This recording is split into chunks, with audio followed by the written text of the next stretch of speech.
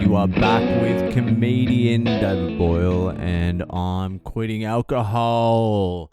So the boy Al was out there at 6 a.m. this morning fucking doing some jits and tits.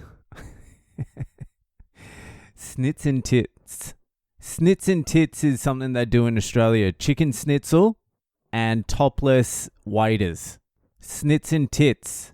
Classic combination. Flattened out breast and actual breast. So I got out there at 6 a.m. this morning. It's the first time I've gone to that 6 a.m. class in a long fucking time. And I can tell you this with a lot of clarity. I did not want to go. I fucking went to sleep at 1:30 a.m. The fucking alarm went off at 5:30 and every fiber of my Boyle being was like, hit snooze.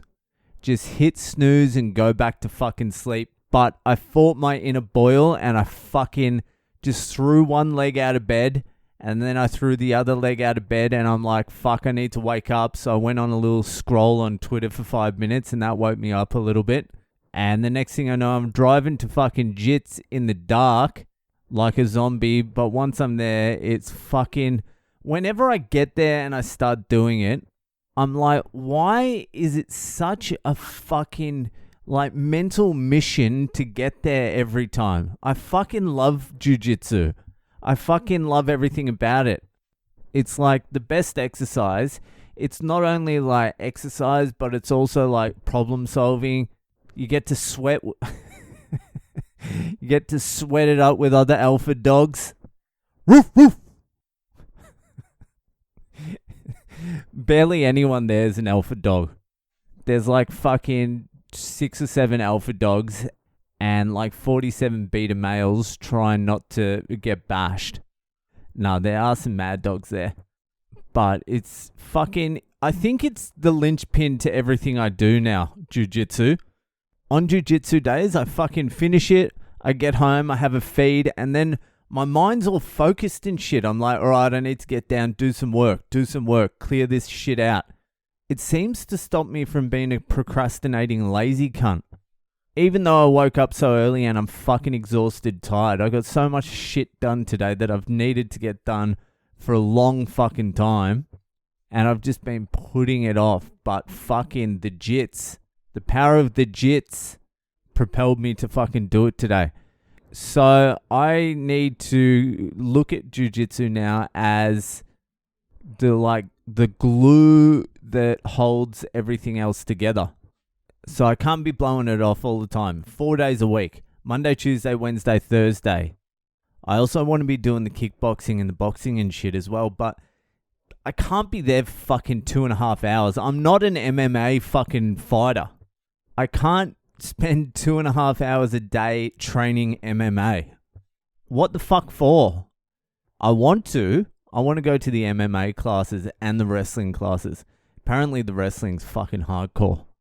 There's just no let up in wrestling. In jiu-jitsu, you can have a little bit of a nap.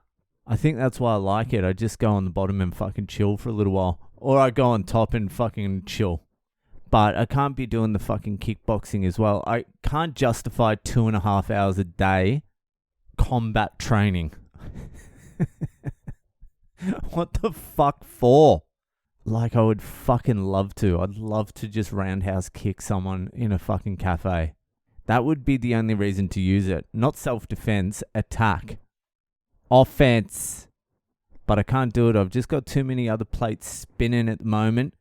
And this is one of those trade-offs I've been talking about. I've got to fucking trade off roundhouse kicking and grandma in a cafe with some fucking just slog fucking work. Going through shit, just fucking, not fun work.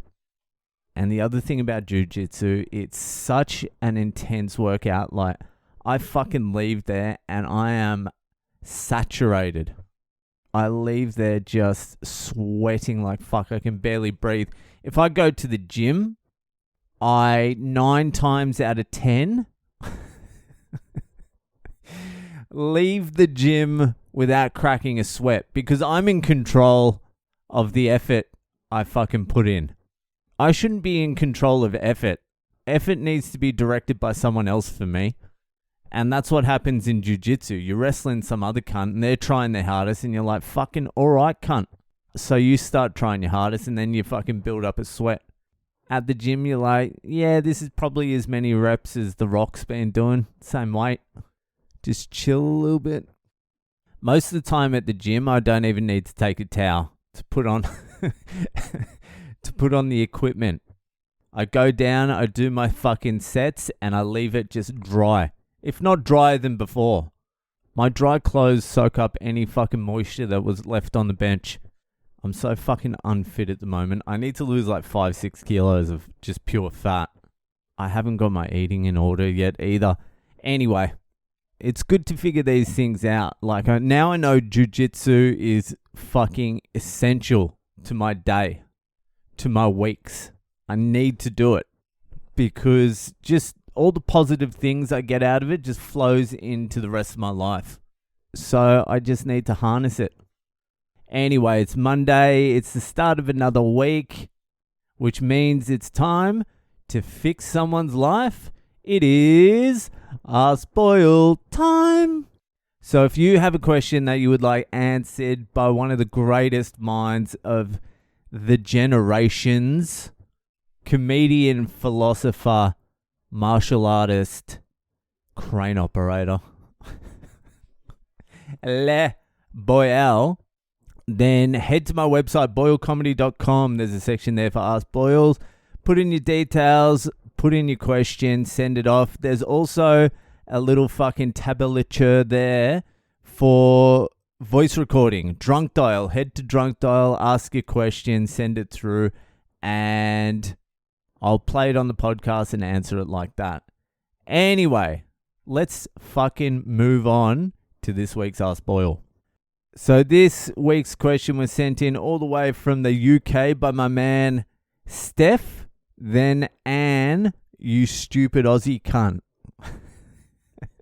Stef Anne out there in the UK. So here is his question. Long-term listener, bit of a heavy question, but how do you deal with a partner who doesn't recognize you have a problem with drinking? I've told her several times, but she says because I don't drink every day that I'm not an alcoholic, even though each day I'm sober, I'm planning my next drink. Cheers, you fucking bogan. Well, Steph to the motherfucking Anne, you have come to the right place. So I'm going to assume you two do a lot of drinking together. You're drinking partners. You've spent a lot of time drinking and partying together, I assume. If so, this is a little bit of a problem. It can happen in relationships and with couples that a lot of your relationship begins to revolve around drinking and having your little parties and your whatever you're doing. So when that happens, if one person wants to fucking pull it up a little bit or quit alcohol or quit fucking drugs or whatever, it becomes a little bit more complex because you almost have to quit together. Because what happens is your partner loses their best drinking buddy, which is you. And for the most part, people don't like drinking alone. I never minded it, but for the most part, people prefer company. And when your partner is your favorite drinking buddy, you don't really want to lose them. And if they're not in line with you, if they don't want to quit drinking or smoking or whatever, it's going to make it very difficult for you to do it on your own. They'll do everything they can to keep you as their fucking drinking buddy. The other thing that makes it difficult in a relationship when one person wants to quit and the other one wants to continue is a lot of resentment is going to build. Like you'll be sitting there not drinking, resenting her or him for fucking drinking, and they'll be drinking, so they'll be resenting you, calling you a faggot and a pussy for not drinking, not being able to handle your fucking drink. And then it becomes too hard. Maybe you last like a month or two and you just start drinking again. Then you have a good time and you're like, fucking, that was a very difficult process. I don't think I'll be doing that again. And then you just, you sort of fucking back yourself into a little bit of a corner. Couples are hard like that. Even my wife was sad to lose me as a drinking partner, despite the fact that I was an absolute fucking nightmare every time we drank.